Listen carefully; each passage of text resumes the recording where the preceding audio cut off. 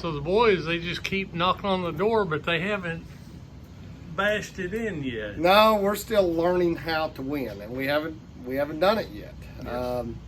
And we knew this was going to be a process. We sat down as coaches the other day. Monday we came in, of course, for practice, and we're all sitting around thinking, the kids are playing hard. They're doing everything we ask of them. We knew this was going to be a process, but they are coming along quicker than we thought. So we're getting impatient. We want a W. And the kids they're playing great. Coach Hartshorne made a comment the other day. He goes, I appreciate it, but I'm getting sick of hearing it. People going, my gosh, that's a great game. You guys are so close. And we do appreciate it. But it reaches a point where you're thinking, I'm tired of being close. I want it to happen. Well, like, what was it Nathan said a while ago? That was probably the first time Heaveners come back like that in the fourth quarter to take the lead, and nobody knows how long. Well, that's something we've preached to them. You just got to keep playing. No matter the circumstance, just keep playing. And, we made some plays late.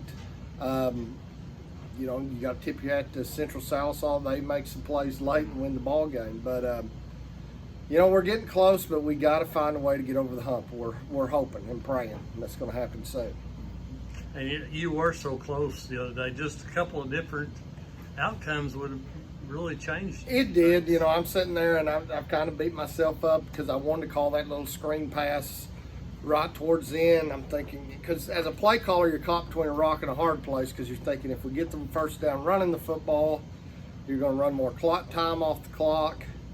But then you're thinking, God, they hadn't stopped that play yet. So you're just in a bind, because I can remember, and I know it's different college and high school, but I've seen where college coaches, they've pretty well ended their career because when it was short yardage and time's running out, and so that's always in your back. You're kind of caught between a rock and a hard place.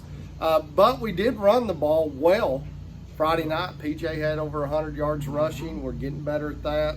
I thought special teams looked a lot better. Still a lot of penalties. We've got to get that cleaned up. And, to us, our kids need to learn situations. We had a young man, he was responsible for that seam down the middle. He comes up and he helps on run plays and did a fantastic job. And, and again, this is just the teaching process. You got to realize there's not much time left. They have to throw it. You don't need to come down. But we haven't got that taught yet. And, one of the things that really impressed me, and we were talking about this a while ago, is the way Hagan played at nose guard. He did. We were real pleased. He's a kid. He's kind of in betweener. He's got definitely some skill set positions. In fact, he's our backup running back. We've tried him at linebacker. Does a decent job, but he doesn't really move real well side to side.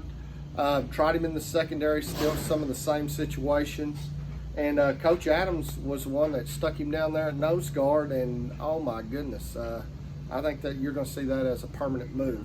He was tying up 2 or 3 guys every play. Oh yeah, and he's so low coming off the football, but then he's so quick that when he does go down to the ground, he's back up. I've seen him, I don't know how many times. He comes off so low, but he gets knocked down, but he's back up, and he made 2 or 3 tackles from behind. So it's going to cause some people some problems. And the offense continues to improve. Like you said, the running game was better, and also the passing game, it's, Well, we knew we were going to be able to, or we felt like we could throw the football this year. And we're still growing offensively. We haven't got all of our stuff in, a little bit at a time, but defense has improved. Offense has improved. We just need a W. The only thing the other night, you got off to the slow start and fell behind 15-0 in the first quarter, the first half of the first quarter, and they were having to fight back all the way and still even behind by 10 points in the fourth quarter. Well, everyone gives me a hard time, and I have it was weird. My last few years at Poto, I didn't have a lot of linemen, so I threw it all over the place. Well, then I go to Panama. I really don't have receivers, I was still a spread team, but I ran it all over the place. So I knew we were going to have to throw this year, and I was actually really excited. You know, everyone kept giving me a hard time. You keep saying you're going to have to throw. I know you're loving it. Well, I am. But being able to do that, it makes kids feel like we're not out of a game. We can get back in this game really easy. You know, Coach Johnston at Poto for years, and now Coach Warner, you know, they run the wing tee, and they do a fantastic job.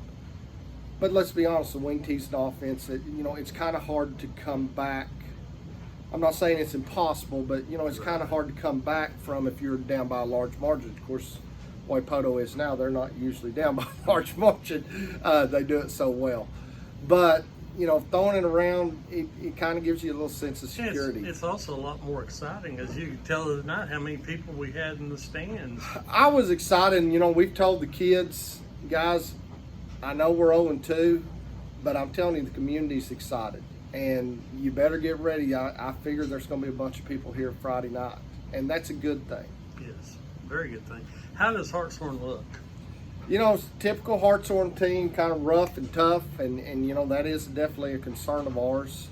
You know, offensively, they're not going to hide anything. We're running the ball right here. Here it comes. Defensively, they're going to put everybody in the box, even with us in the spread. They're going to man up on the outside. They're going to put everyone in the box, and here they come. Okay. Were there any kids the other night that played well that might not have shown up? You know, well, you mentioned Hagan. I'll tell you another one, and he has just gotten better and better and better. You know, really two of them, our inside linebacker play. You know, that was a very big concern of ours. Well, last week, Alex and Jaden Long, they led the team in tackles. They have came a long ways in a short amount of time. Alex is a freshman. Jaden's listed as a junior, but he didn't start playing till last year. That's the first time he's ever played. Well, I think he played in Little League. So he's really a sophomore. So they have done phenomenal. And like I said, I'm proud of our O-line. You know, Carlos and you know, we got to get the snaps fixed a little bit. We got high on the snaps with Kevin, Vickers, and Jeremy. They're continuing to improve. Well, Jeff, thank you very much. All right, thank you.